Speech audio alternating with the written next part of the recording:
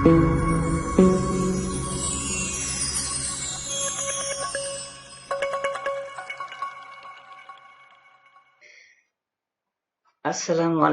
warahmatullahi wabarakatuh.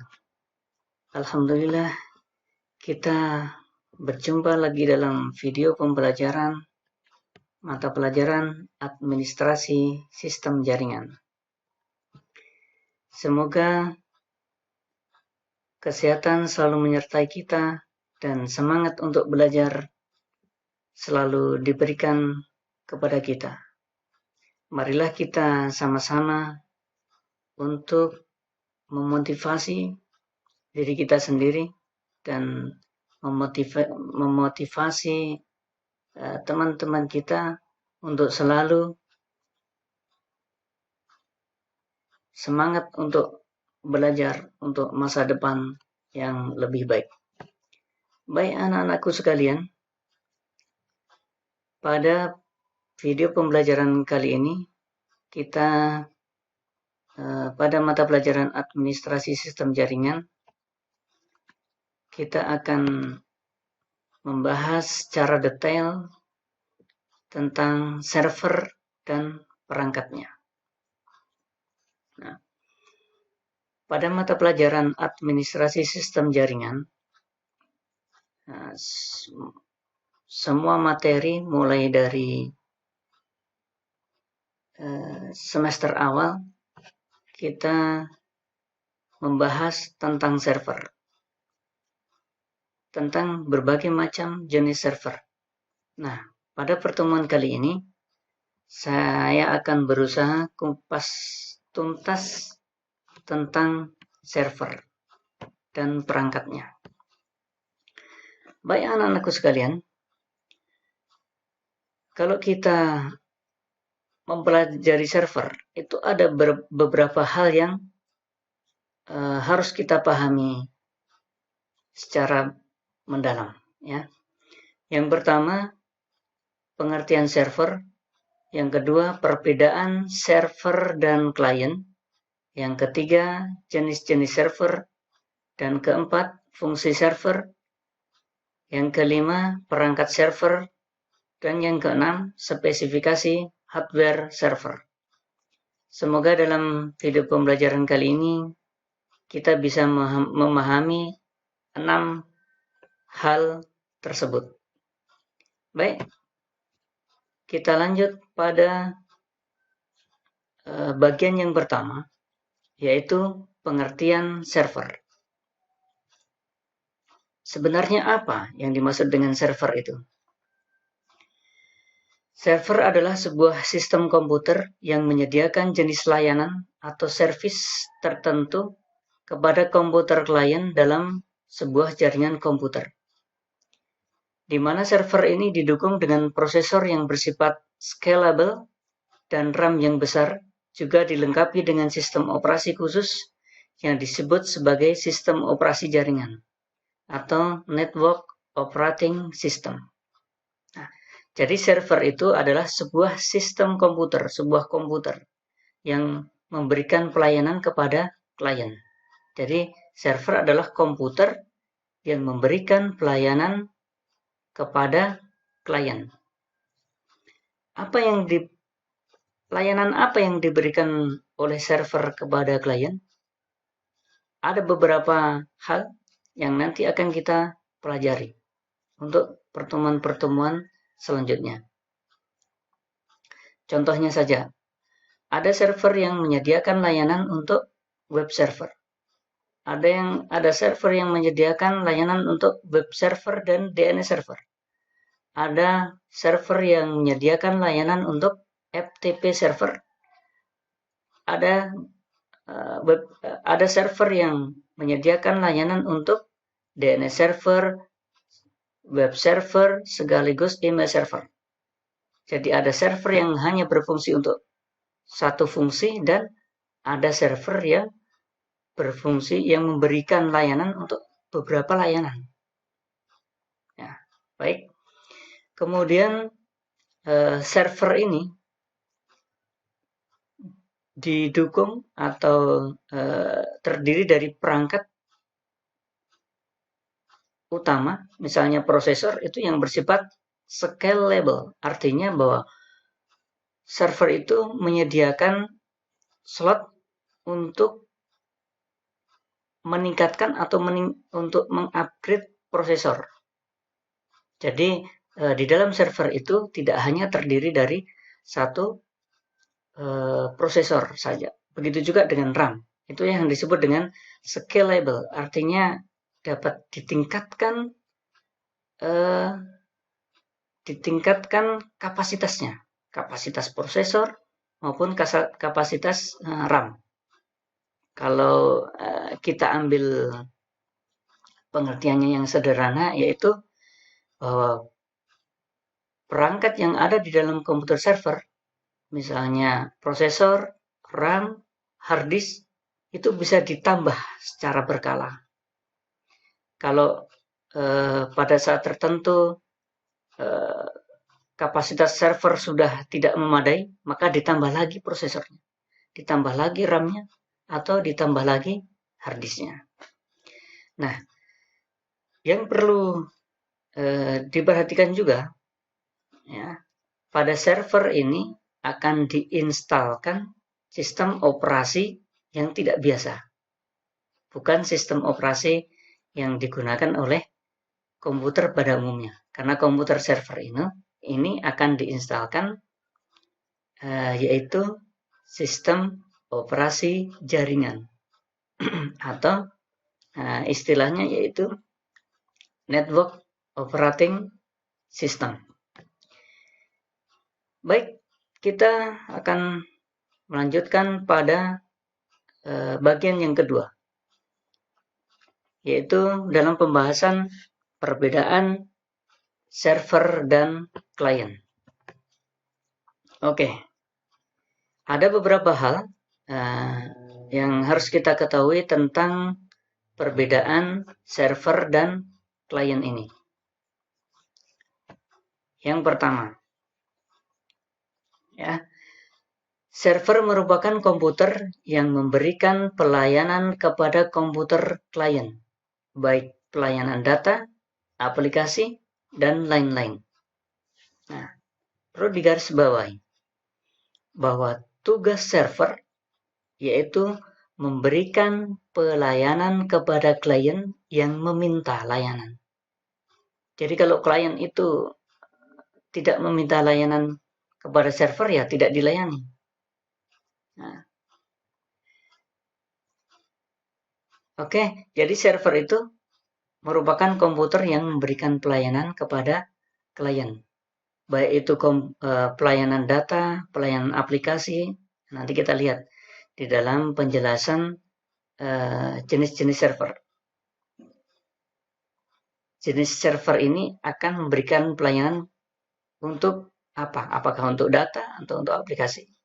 Nah, perlu digarisbawahi adalah server adalah memberikan pelayanan. Kemudian yang kedua yaitu klien.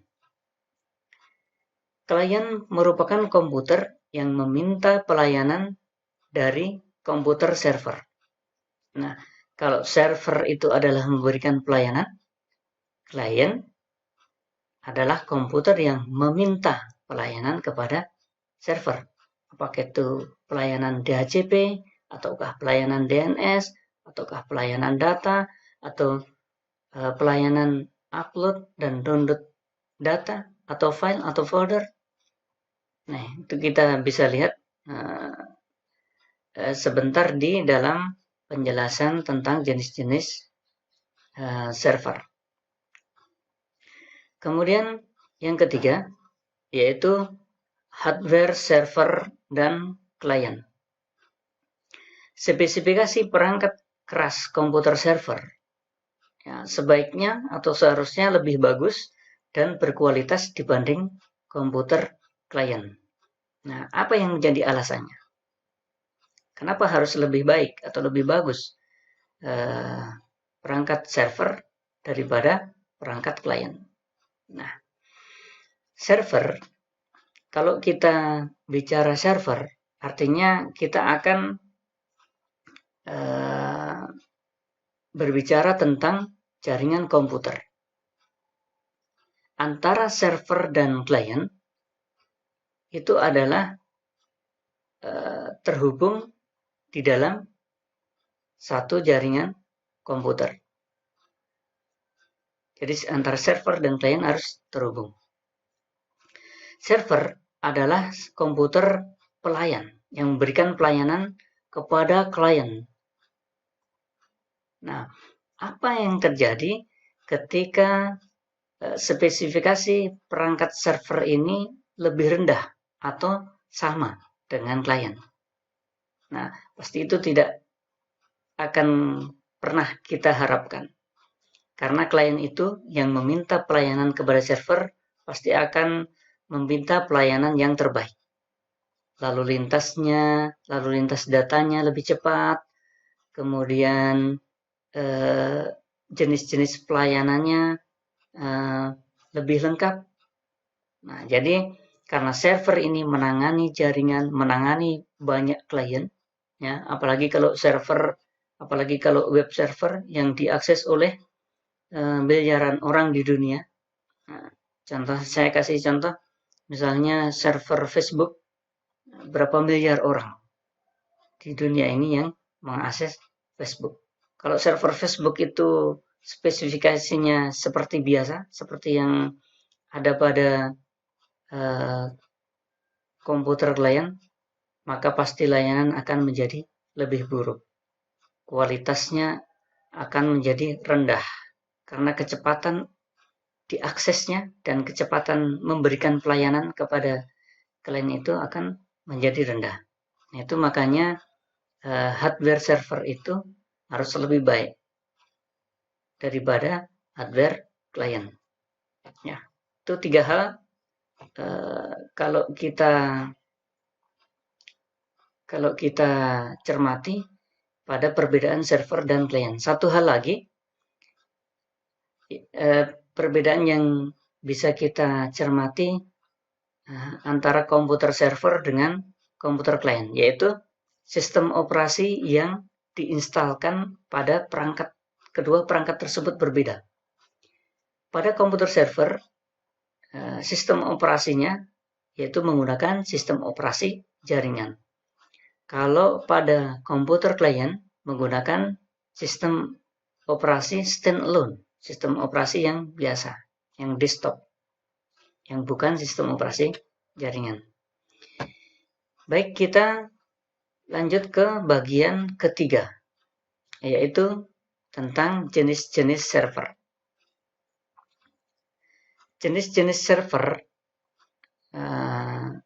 berdasarkan referensi yang saya dapatkan, itu banyak kalangan atau kelompok yang memberikan macam-macam atau jenis-jenis server berdasarkan beberapa hal. Ada yang membedakan berdasarkan fungsinya, berdasarkan areanya, dan mungkin nanti kalian kalau misalkan melakukan browsing di internet, mencari jenis-jenis server, mungkin ada beberapa hal lagi bahwa kategori server ini jenisnya ini akan akan disampaikan berdasarkan dengan hal yang berbeda lagi. Jadi ini sangat beragam untuk jenis-jenis server. Jadi kalian saya harapkan tidak usah bingung dan bisa memahaminya. Dan saya akan berikan beberapa jenis server ini berdasarkan 3 hal, ya. Untuk yang pertama, jenis-jenis server berdasarkan area atau jangkauannya. Nah, ini di sekolah kita atau di lab kita ini sudah pernah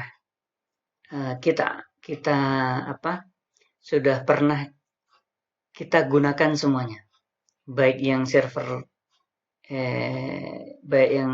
lokal maupun yang server online.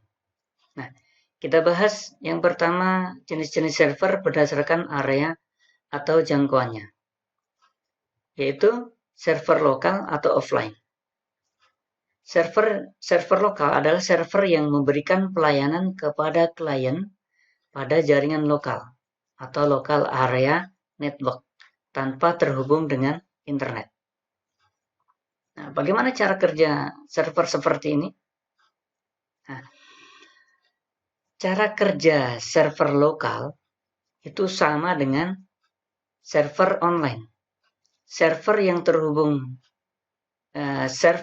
tidak terhubung dengan internet dan server yang terhubung dengan internet atau online itu cara kerjanya sama. Yang membedakan cuman area cakupannya dan jumlah klien. Nah, sebagai contoh, pada saat kita ulangan semester menggunakan komputer di lab atau menggunakan Android. Nah, ulangan semester itu soal-soalnya, semua soal-soalnya, berbagai macam mata pelajaran itu akan disimpan di dalam server lokal. Nah, server lokal ini yang akan memunculkan atau yang men-sharing atau yang memberikan soal-soal itu, yang menyebar soal-soal itu kepada komputer klien maupun gadget. Jadi klien itu bisa berupa komputer, bisa berupa handphone atau gadget. Yang dalam hal ini adalah Android, ya. Nah, itu sudah kita gunakan dan kita sudah praktek. Kita sudah menggunakan server lokal. Jadi server lokal itu server yang tidak terhubung dengan internet. Tetap bisa digunakan, tetap berfungsi seperti server online pada umumnya. Kemudian yang kedua, yaitu server online. Adalah server yang memberikan pelayanan kepada klien menggunakan jaringan internet. Kalau server lokal itu, tadi contohnya adalah server yang digunakan untuk ulangan semester. Nah, satu server bisa menangani untuk semua lab yang ada di sekolah kita.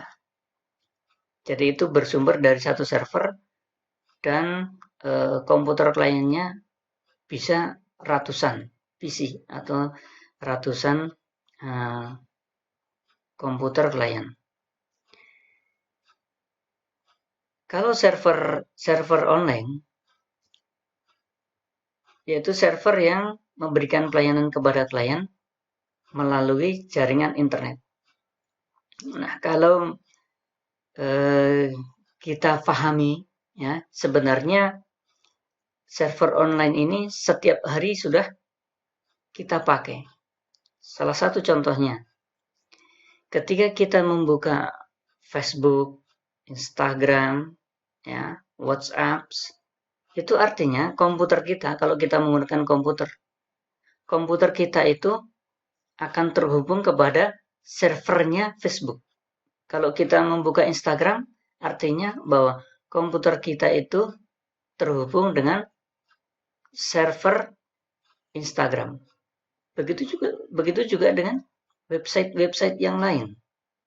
Bahwa komputer kita ini terhubung ke server tertentu yang letaknya jauh sekali. Nah, misalnya di Amerika, untuk server Facebook di Amerika, sedangkan kita di Indonesia, tapi tetap bisa terhubung. Nah, kenapa kita tetap bisa berhubung? Karena terhubung melalui internet. Karena ada jaringan komunikasi. Nah, itulah yang dapat saya sampaikan tentang server online. Kalau server lokal itu hanya untuk lokal saja, untuk jaringan lokal, misalnya di dalam satu sekolah. Tapi kalau server online itu server yang bisa menjangkau seluruh dunia, yang bisa diakses oleh orang-orang seluruh atau pengguna internet seluruh dunia. Nah, itu yang membedakannya antara server lokal dan server online.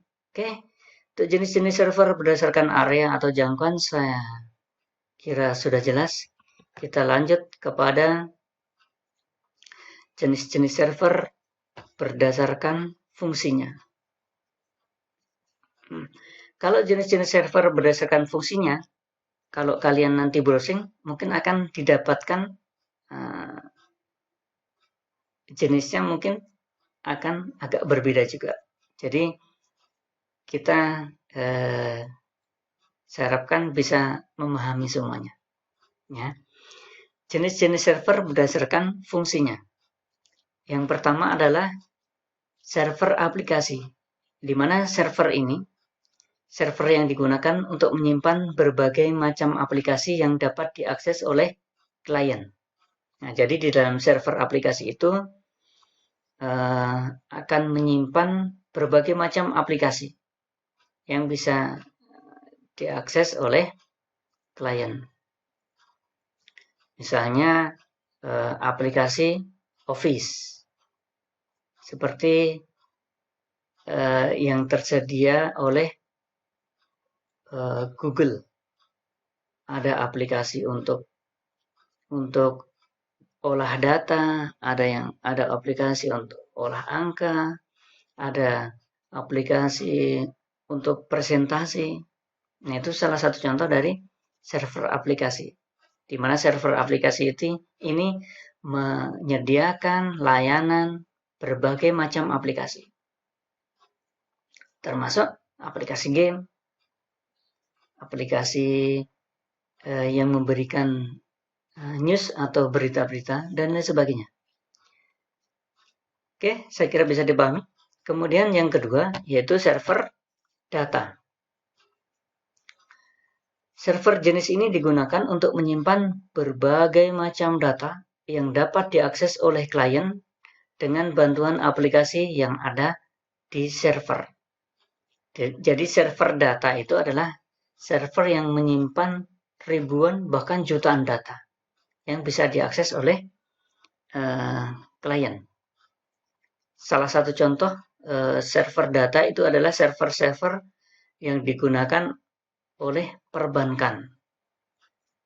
Nah, di mana server-server yang digunakan oleh perbankan ini adalah server yang terhubung secara online. Jadi bisa diakses dari seluruh penjuru dunia. Walaupun standar jaringan yang digunakan oleh perbankan itu berbeda dengan jaringan internet pada umumnya. Mereka menggunakan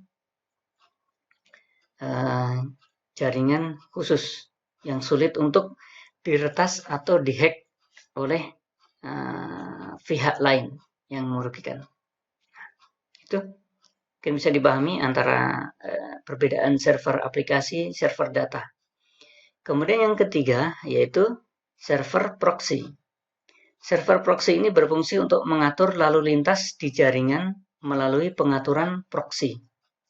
Orang awam lebih mengenal proxy ini sebagai server untuk mengkoneksikan komputer klien ke internet. Jadi server proxy ini memang fungsi utamanya itu untuk memberikan pelayanan atau koneksivitas kepada server yang lain. Dan fungsi dari server proxy ini bisa dimanfaatkan untuk memblok website-website tertentu, misalnya website-website yang terlarang. Di mana server proxy ini juga sangat membantu untuk mempercepat akses ke website-website yang terhubung secara online. Nah, nanti kita pelajari lebih lanjut tentang server proxy ini. Nah, jadi server proxy ini akan berada di antara komputer klien dan komputer server. Jadi di tengah-tengahnya ada server proxy yang mengatur lalu lintas jaringan antara klien mengakses kepada server. Apakah klien ini diizinkan untuk mengakses ke komputer server atau tidak? Itu nanti ada yang namanya filternya. apakah website tertentu itu akan diblok atau tidak. Nah, ini yang biasa digunakan oleh pemerintah, dalam hal ini Kementerian Komunikasi dan Informasi, untuk memblok website-website tertentu yang dianggap website-website yang terlarang. Itu. Kemudian kita lanjut kepada jenis-jenis server berikutnya, yaitu jenis-jenis server berdasarkan aplikasinya, ya. Yang sebelumnya kita pelajari jenis-jenis server, ada jenis server untuk aplikasi, server data, dan server proxy. Maka kita akan mengkhususkan lagi, kita mengkerucutkan tentang jenis-jenis server berdasarkan aplikasinya. Yang saya berikan contoh berikut ini adalah hanya beberapa saja, dan sebenarnya masih banyak aplikasi yang lain yang merupakan server yang menyediakan aplikasi atau yang memberikan aplikasi-aplikasi tertentu. Yang pertama yaitu FTP server, di mana FTP server ini akan memberikan pelayanan upload dan download data atau file. Kalau kita akan membangun sebuah website, maka FTP server ini sangat penting. Karena FTP server ini, dengan adanya FTP server ini, kita bisa mengunggah file-file yang akan kita tampilkan atau data-data yang akan kita tampilkan pada website. Nah, jadi kita upload secara langsung menggunakan FTP server ini. Ya, kepanjangannya adalah File Transfer Protocol. Kemudian yang kedua, web server. Web server kalian mungkin sudah memahami semua karena sudah menggunakan hampir setiap hari web server yang memberikan pelayanan web. Nah, jadi semua yang ditampilkan di layar monitor kita ketika kita menggunakan web browser, salah satu contohnya Google Chrome, nah itu yang ditampilkan itu semuanya adalah berkat layanan dari web server. Kemudian DNS server, nanti kita bahas secara lengkap untuk DNS server supaya lebih jelas bahwa DNS server ini adalah mengkonversi dari domain ke IP address atau sebaliknya, dari IP address menjadi domain. Nah, sehingga lebih mudah pada saat kita mengakses website. Yang keempat adalah file server. File server ini fungsinya mirip dengan FTP server. Ya, ini akan mentransfer file melalui server-server yang tersedia. Kemudian DHCP server. DHCP server adalah server yang memberikan IP address secara otomatis. Kemudian remote server. Remote server ini adalah server yang bisa mengakses server lain yang jauh lokasinya, jauh tempatnya. Jadi bisa meremote. Pengertian remote kalau kalian pahami seperti remote televisi misalnya, nah kita bisa mengendalikan dari jarak jauh. Setelah jenis-jenis server ini masih ada beberapa jenis server lain, misalnya email server, database server, dan banyak lagi. Nanti kita sambil berjalan, kita pelajari sama-sama, kita bahas secara detail. Dan bahkan ini semuanya akan kita pelajari tentang konfigurasinya.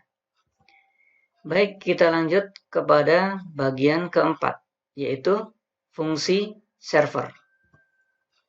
Baik, ada beberapa fungsi server yang kalau kita bahas fungsi server sebenarnya banyak. Itu berdasarkan fungsinya masing-masing seperti jenis-jenis server tadi yang berdasarkan fungsinya. Tapi secara garis besar, fungsi server itu adalah menyediakan satu atau beberapa jenis layanan atau service kepada komputer klien dalam sebuah jaringan komputer.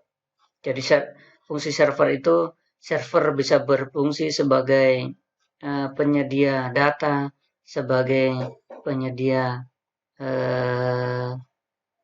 misalnya untuk transfer data seperti FTP server bisa berfungsi untuk memberikan layanan web. Nah, jadi intinya bahwa server itu bisa menyediakan satu jenis layanan saja atau bisa menyediakan beberapa jenis layanan kepada klien. Jadi ada satu server hanya bisa menyediakan satu layanan, tapi ada server juga yang bisa menyediakan beberapa jenis layanan. Jadi tergantung dari fungsi server itu sendiri. Sebenarnya tujuan server itu sendiri, tujuannya untuk apa? Apakah untuk memberikan satu pelayanan atau untuk memberikan banyak layanan? Oke, saya kira sudah bisa dipahami. Kita lanjut ke bagian yang kelima, yaitu perangkat server. Kita cermati perangkat server itu terdiri dari beberapa hal, ya, seperti komputer biasa atau komputer standalone atau komputer yang tidak terhubung dengan jaringan komputer. Itu terdiri dari 3 hal penting. Ya. Yang pertama, perangkat keras atau hardware. Perangkat keras ini berupa perangkat fisik komputer server yang terdiri dari perangkat input, perangkat output, perangkat input, perangkat output, perangkat proses, dan perangkat penyimpanan. Jadi seperti komputer biasa. Perangkatnya itu terdiri dari perangkat input, perangkat output, dan perangkat proses dan perangkat penyimpanan. Seperti biasa. Tapi yang membedakan apa? Tadi sudah kita bahas di bagian sebelumnya tentang perbedaan antara komputer server dan komputer klien. Salah satu perbedaannya yaitu tentang perangkat kerasnya. Jadi perangkat keras, spesifikasi perangkat keras pada komputer server itu harus lebih tinggi spesifikasinya dibanding dengan komputer klien. Oke, tentang perangkat keras. Saya kira tentang perangkat keras sudah bisa dipahami bahwa perangkat keras komputer server itu, terdiri dari perangkat keras yang harus spesifikasinya harus lebih baik dari komputer klien. Kemudian yang kedua yaitu perangkat lunak sistem operasi. Nah, sistem operasi yang diinstalkan pada perangkat keras server adalah sistem operasi jaringan. Nah, ini yang membedakan dengan komputer klien. Kalau komputer klien itu diinstalkan dengan sistem operasi yang biasa, sistem operasi yang reguler, tapi kalau perangkat server ini diinstalkan dengan sistem operasi jaringan, sistem operasi khusus. Karena aplikasi-aplikasi yang digunakan untuk layanan dari server itu hanya bisa diinstalkan pada sistem operasi jaringan. Kemudian yang ketiga yaitu perangkat lunak aplikasi. Perangkat lunak aplikasi akan diinstalkan pada komputer server di dalam sistem operasi jaringan yang sudah ada pada komputer server. Nah, jadi perangkat lunak aplikasi atau software aplikasi ini akan bisa diinstalkan ketika komputer server itu sudah terinstal atau sudah ada sistem operasi jaringan. Nah, jadi saya harapkan kita bisa memahami bahwa yang dimaksud dengan server ya itu berupa hardware dan berupa software. Nah, sebenarnya itu intinya yang akan saya sampaikan di sini. Perangkat server itu terdiri dari perangkat keras atau perangkat server fisik dan perangkat lunak, perangkat server yang berupa software. Jadi server itu ada yang hardware, ada software. Seperti komputer biasa. Bahwa komputer server itu terdiri dari perangkat keras dan perangkat lunak. Di mana perangkat lunaknya itu terdiri dari dua, yaitu sistem operasi dan perangkat lunak aplikasi. Baik, kita lanjut ke bagian yang terakhir, yaitu tentang spesifikasi hardware server. Oke, tentang spesifikasi hardware server ini saya sudah sampaikan di bagian sebelumnya, tapi di dalam bagian ini akan kita bahas secara detail tentang spesifikasinya. Nah, yang saya sampaikan ini ada 3 hal saja yang begitu penting yang harus kita perhatikan kalau kita akan membangun komputer server secara mandiri. Komputer server secara mandiri. Kalau kita mau membangun atau membuat server sendiri tanpa menyewa misalnya, ada 3 hal penting ini yang wajib kita perhatikan.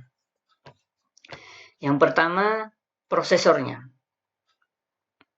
Nah, kalau tadi disebutkan bahwa prosesor yang digunakan pada server itu adalah scalable, artinya prosesor ini dapat ditingkatkan dalam hal jumlahnya maupun dapat ditingkatkan dalam hal spesifikasinya atau dalam hal kapasitasnya.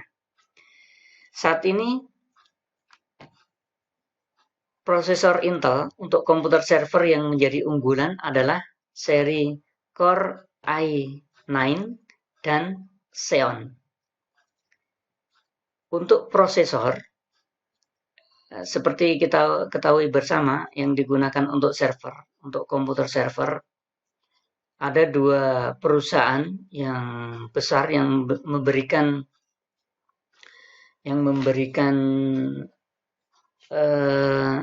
atau yang biasa digunakan untuk komputer server, yaitu dari perusahaan Intel dan perusahaan AMD.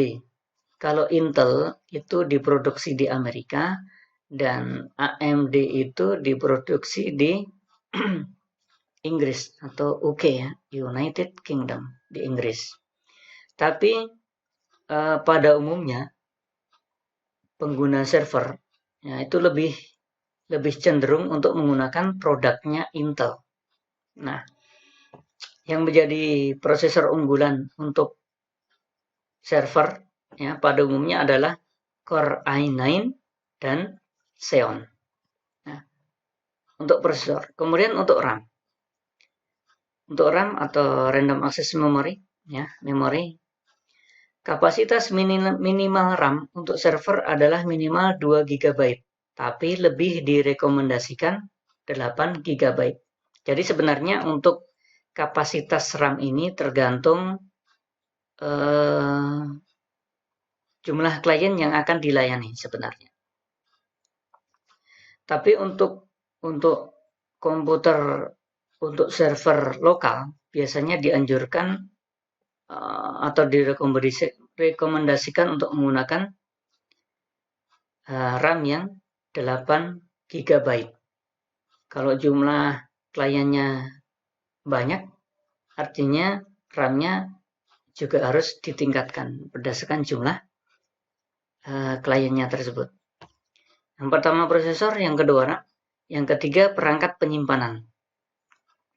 Untuk perangkat penyimpanan, boleh menggunakan penyimpanan hard disk drive, tapi dianjurkan untuk menggunakan penyimpanan jenis SSD. Ya. Ini yang membedakan antara HDD dan SSD adalah kecepatan transfer datanya, kecepatan diakses, dan kecepatan untuk mengakses datanya sendiri. Jadi yang membedakan adalah kecepatan transfer datanya. Nah, untuk komputer-komputer biasa atau laptop-laptop biasa itu sudah banyak yang menggunakan SSD. Nah, kendalanya kalau kita mau menggunakan SSD ini, harganya jauh lebih mahal daripada HDD dengan spesifikasi atau dengan kapasitas yang lebih rendah dari hard disk drive. Baik, anak-anakku sekalian, kita sudah membahas 6 hal tentang server. Saya harapkan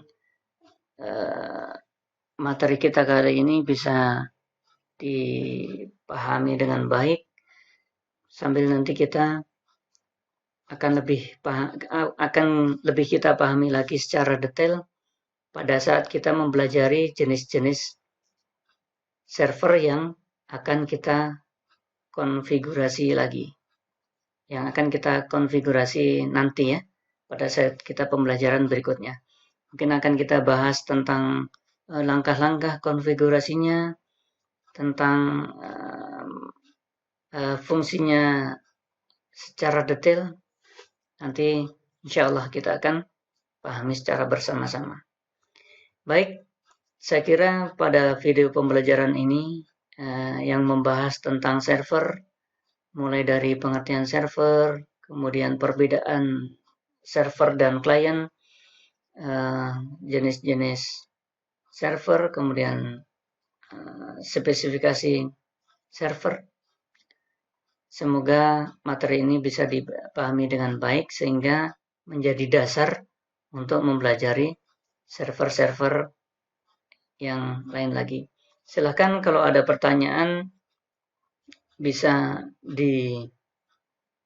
diajukan di chat atau bisa juga diajukan di YouTube. Baik, terima kasih.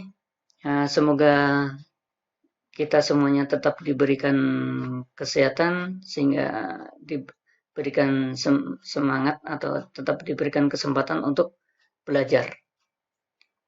Baik, terima kasih. Tetap semangat dan tetap menjaga kesehatan. Assalamualaikum warahmatullahi wabarakatuh.